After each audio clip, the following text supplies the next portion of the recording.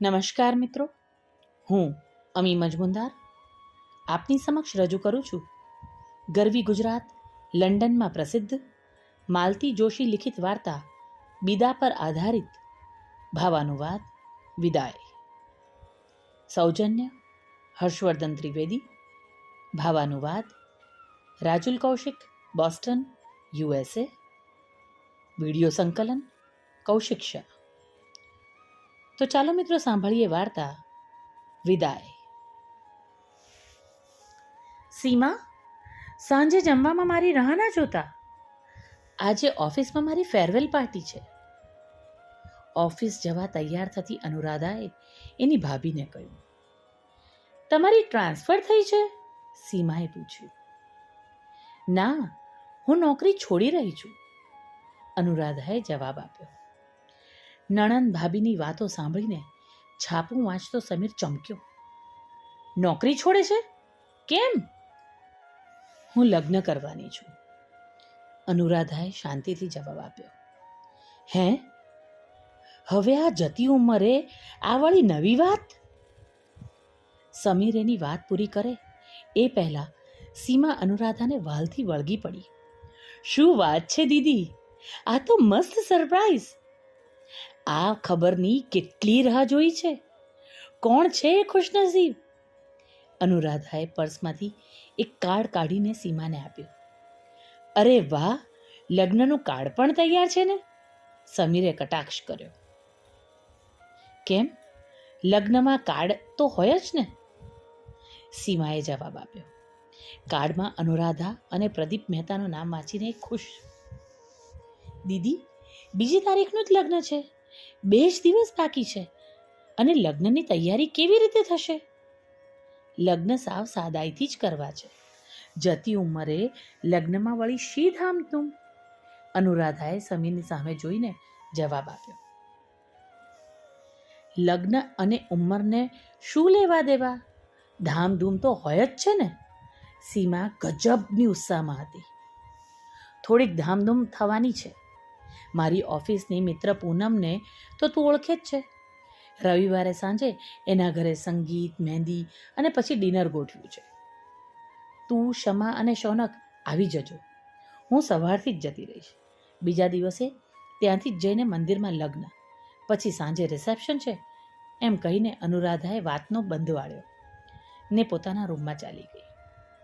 સીમાને અનુરાધાના લગ્ન આર્ય સમાજના મંદિરમાં થાય એ જરા ઓછું પસંદ આવ્યું અને સમીરનું અથડાપણું તો જરાય પસંદ ના પડ્યું. 45 વર્ષની ઉંમરે પહોંચેલી અનુરાધા એના બોસ પ્રદીપ મહેતા સાથે લગ્ન કરવાની હતી. બીજવર પ્રદીપના સંતાનો કોલેજમાં ભણતા હતા. સમીરને આ બધા સામે વાંધો હતો. સીમા સમીર પર અકળાઈ. પહેલેથી ઘરમાં સૌએ દીદીના લગ્ન વિશે વિચાર્યું હોત તો આજે એમના સંતાનો પણ કોલેજમાં ભણતા હોત. ભાઈઓ તો સમજ્યા, પણ માં કેમ આ અંગે ઉદાસ રહ્યા? હવે જ્યારે દીદીએ પોતાનું સુખ શોધ્યું ત્યારે એને સાથ આપવાના બદલે આવું ઉપેક્ષિત વર્તન કરવાનું? સામે અનુરાધાને ટેકો આપવા બદલ સમીરે સીમા પાસે પોતાનો રોષ ઠાલવ્યો. હજુ તો શમાને ડૉક્ટર બનાવવાની છે, આગળ ભણાવવા અમેરિકા મોકલવાની છે, ડૉક્ટર જમાઈ શોધવાનું છે.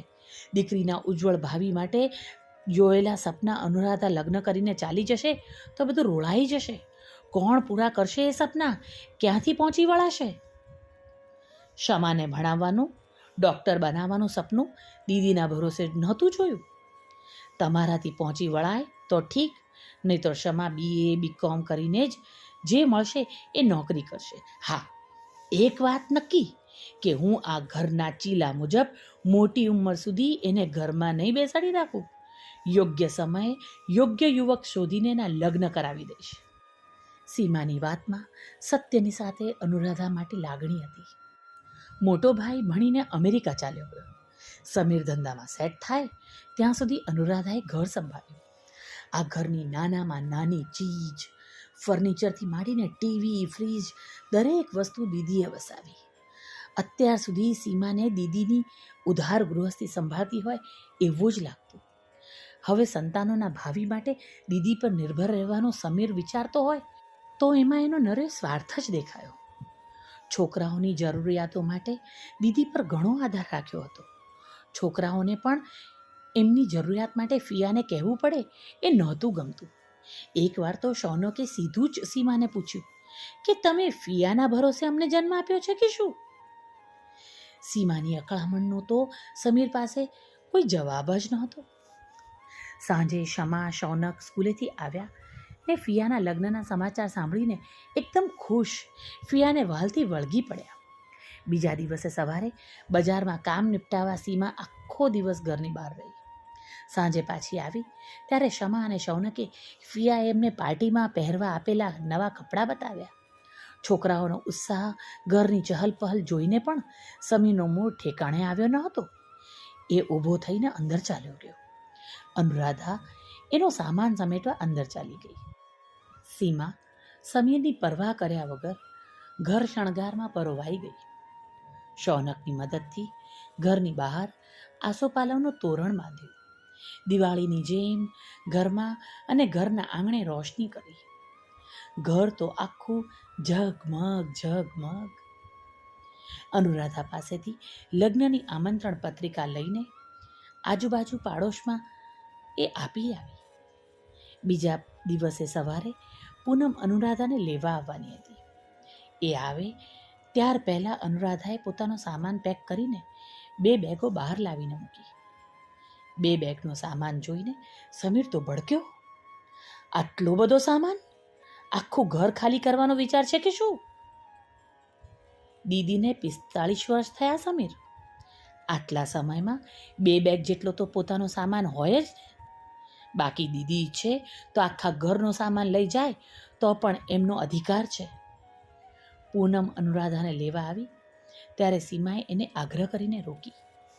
ચા નાસ્તો કરીને જ જવાનું છે એમ કહીને એણે ડાઇનિંગ ટેબલ પર ચા સાથે સર્વિંગ બાઉલમાં પૌવા, સમોસા, ગુલાબજાંબુ મૂક્યા.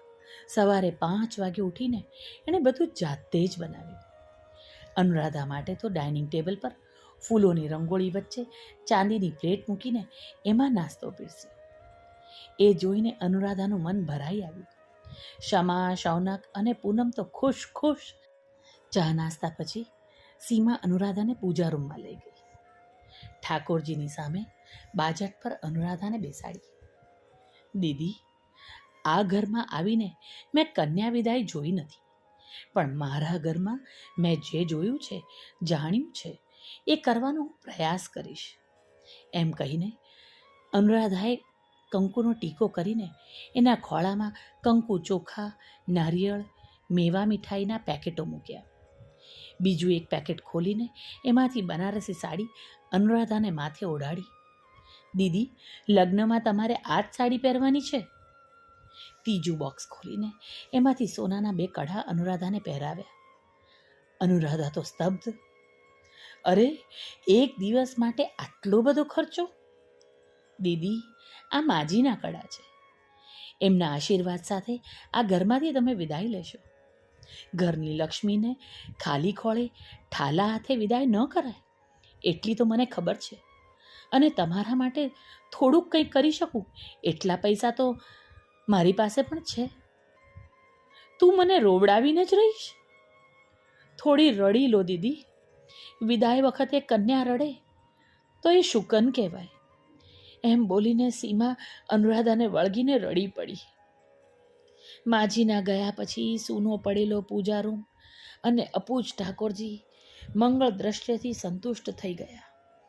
અનુરાધાને પહેલી વાર લાગ્યું કે એના લગ્ન માત્ર એક સેલિબ્રેશન ન હતું. આ ઘરમાંથી એ સાચે જ વિદાય લઈ રહી છે. ભાવાનુવાદ રાજુલ કૌશિક, બોસ્ટન, USA.